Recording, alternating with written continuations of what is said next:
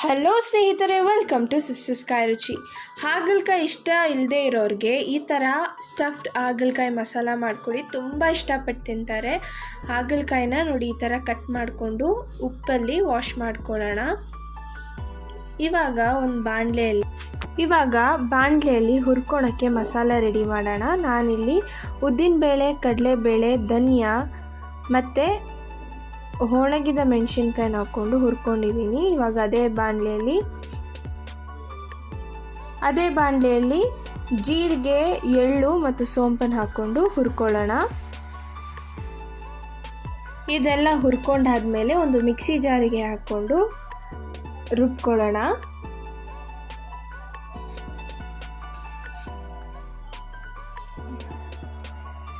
ನೋಡಿ, ನಾವು ರುಬ್ಬಿರೋ ಮಿಶ್ರಣ ಈ ಥರ ಇದೆ. ಇವಾಗ ಇದನ್ನೊಂದು ಪ್ಲೇಟಲ್ಲಿ ಟ್ರಾನ್ಸ್ಫರ್ ಮಾಡಿ ಇಟ್ಕೊಳ್ಳೋಣ. ಇದಕ್ಕೆ ನಾನು ರುಚಿಗೆ ತಕ್ಕಷ್ಟು ಉಪ್ಪನ್ನು ಹಾಕ್ಕೊಳ್ತಾ ಇದ್ದೀನಿ, ಅರಿಶಿಣದ ಪುಡಿ ಮತ್ತು ಹುಣಸೆ ಹಣ್ಣಿನ ರಸ ಹುಳಿಗೆ ತಕ್ಕಷ್ಟು ಹಾಕ್ಕೊಂಡು ಚೆನ್ನಾಗಿ ಮಿಕ್ಸ್ ಮಾಡ್ಕೊಳ್ಳೋಣ. ಇವಾಗ ನಾನಿಲ್ಲಿ ಒಂದು ಬಾಣಲೆಯಲ್ಲಿ ಅಡುಗೆ ಎಣ್ಣೆನ ಹಾಕ್ಕೊಂಡಿದ್ದೀನಿ. ಕಟ್ ಮಾಡ್ಕೊಂಡಿರುವ ಹಾಗಲಕಾಯಿನ ಒಂದೊಂದಾಗಿ ಅದರಲ್ಲಿ ಇಟ್ಕೊಂಡು ಚೆನ್ನಾಗಿ ಬೇಯಿಸ್ಕೊಳ್ಳೋಣ.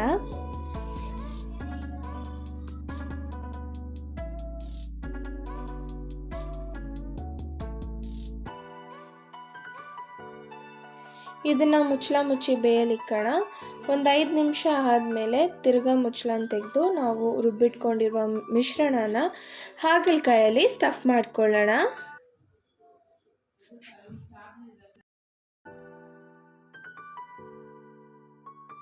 ಸ್ಟಫ್ ಮಾಡಿಕೊಂಡು ಒಂದು 5 ನಿಮಿಷ ಬೇಯಲು ಬಿಡೋಣ.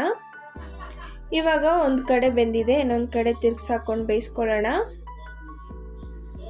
ಇದರ ಜೊತೆ ನಾನು ಮಸಾಲೆ ನೀರನ್ನು ಹಾಕ್ಕೊಳ್ತಾ ಇದ್ದೀನಿ, ನಾವು ರುಬ್ಬಿಟ್ಕೊಂಡಿರುವ ಮಿಶ್ರಣದ ನೀರು.